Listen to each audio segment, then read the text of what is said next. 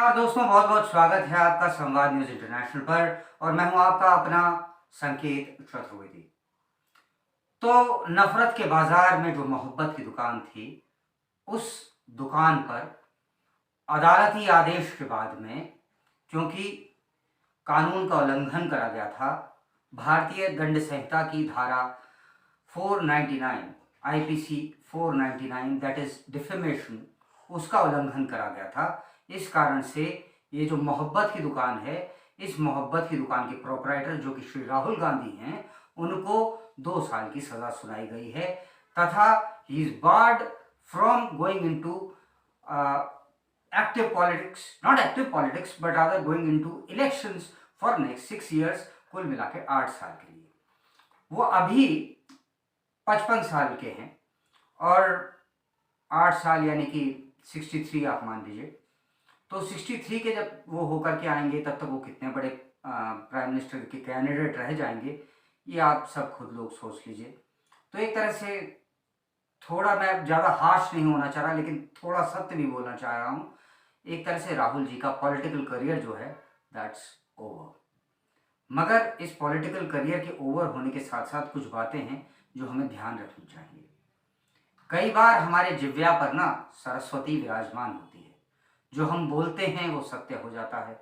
देखिए, मैं राहुल जी का एक फेमस डायलॉग है, कई उनके डायलॉग्स बहुत फेमस हैं, जैसे आलू से सोना बना दूंगा, बन गया ना भैया, आखिरकार जो आलू है वो सोना ही बन गया। दूध का पानी कर दूंगा, हो गया दूध का पानी। उन्होंने फिर ये बोला कि दुर्भाग्य से मैं सांसद हूं, लो भाई दुर्भाग्य भी खत्म हो गया। कहना पड़ेगा जी, अगर जो आपके एक नेता हैं नवजोत सिंह सिद्धू, उनके यारा दिलदारा हैं, जो कि प्रधानमंत्री रहे हैं पाकिस्तान के, वो खुद भी अभी इस छत से उस छत तक कूदते फिर रहे हैं, यहाँ से वहाँ बचते फिर रहे हैं कि उन्हें किसी भी प्रकार से ये इन प्रकार गिरफ्तारी न देनी पड़े। That is Imran Khan. तो इमरान खान न्याजी जो हैं, उनका एक डायलॉग था अपनी जनता को संबोधित करते हुए, वो मैं आगे आपको पास ऑन कर रहा हूँ। अगर आपको अच्छा लगे राहुल जी सुनिएगा, नहीं अच्छा लगेगा तो रहने दीजिएगा। कुछ यूं है वो डायलॉग, आपको सबसे पहले ये करना है कि आपको घबराना नहीं है। तो राहुल जी, सबसे पहले आपको ये करना है कि आपको घबराना बिल्कुल नहीं है। अब जो होना था वो तो हो गया, लेकिन इतनी बात सचमुच में बीइंग अ ह्यूमन मैं आपको समझाना चाहता हूं, you are in bad company. भाई, आपको एक मैजिस्ट्रेट की कोर्ट ने सजा सुनाई डिफेमेशन के केस में, तो आपके पास देश के बहुत बड़े बड़े लीगल ईगल्स हैं। आपके लीगल ईगल्स जो बड़े लॉयर्स हैं, जैसे अभिषेक मनु सिंघवी, क्या उन्हें इतनी सी बात नहीं पता थी कि उन्हें सेशंस कोर्ट में जाना पड़ेगा और हाई कोर्ट जाएंगे या सुप्रीम कोर्ट जाएंगे? ये सब, ये तो एक नॉर्मल सा मेरे जैसा व्यक्ति, जिसे कोई कानून का बहुत बोध नहीं है, वो भी आपको बता देगा कि अगर भैया यहाँ से कुछ दिक्कत हुई है तो आप इस प्रकार से आगे बढ़ जाइए। लेकिन नहीं, आपको कुछ नहीं बताया गया, उल्टा पथरावबाजी करा दी गई, तो उससे आपकी इमेज और खराब होगी बेहतर होने की जगह। अब हम थोड़ा और आगे बढ़ते हैं। जो विपक्ष है, कहने के लिए, मतलब के लिए, कोई में से कितना भी कहे, मैं ये नहीं कहूंगा कि चोर चोर मौसेरे भाई, नहीं, बिल्कुल मैं नहीं कहूंगा चोर चोर मौसेरे भाई। जिस भी कारण से विपक्ष एक हुआ, लेकिन आपके कारण से विपक्ष एक हो गया। अब ये कितने समय तक रहेगा ये कोई नहीं जानता, पर विपक्ष एक है अभी हाल फिलहाल के लिए।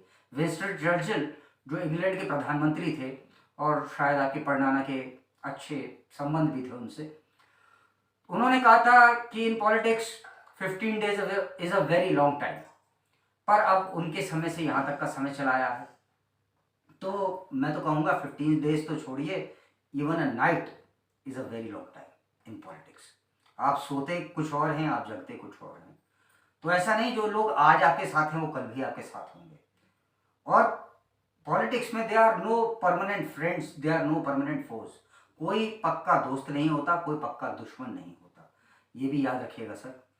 बाकी मैं इतनी बात कहता हूँ, आपके जो सिस्टर हैं प्रियंका जी कह रही हैं क्योंकि आपने बड़ा संघर्ष करा है, आप स्वयं भी कह रहे हैं आपने बड़ा संघर्ष करा है, आम आदमी की आवाज़ उठाएंगे और अडानी के खिलाफ आप बोलेंगे, सरकार के सारे पत्ते खोल देंगे।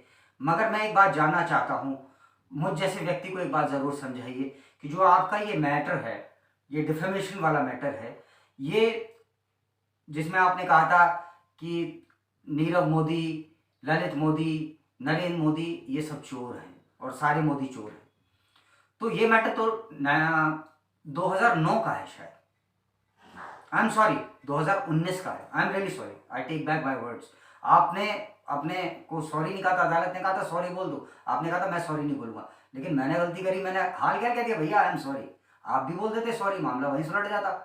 और आप एक बार पहले सुप्रीम कोर्ट में जाकर के सॉरी बोल के आ चुके हैं, जब आपने कहा था चौकीदार चोर है, आप साबित कुछ नहीं कर पाए, फिर आपने हाथ जोड़ के वहां पे माफी मांगी थी।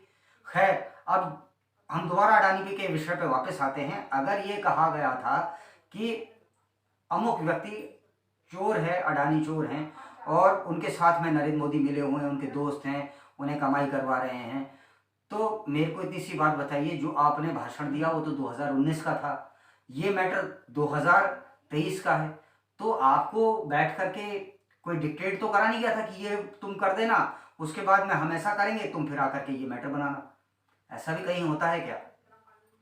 तो जो बेसिक पॉलिटिकल समझ है ना सर, वो कहीं ना कहीं मिसिंग है। आप आम आदमी की नब्ज नहीं पकड़ पा रहे हैं, आप रियलिटी से कहीं अलग हैं।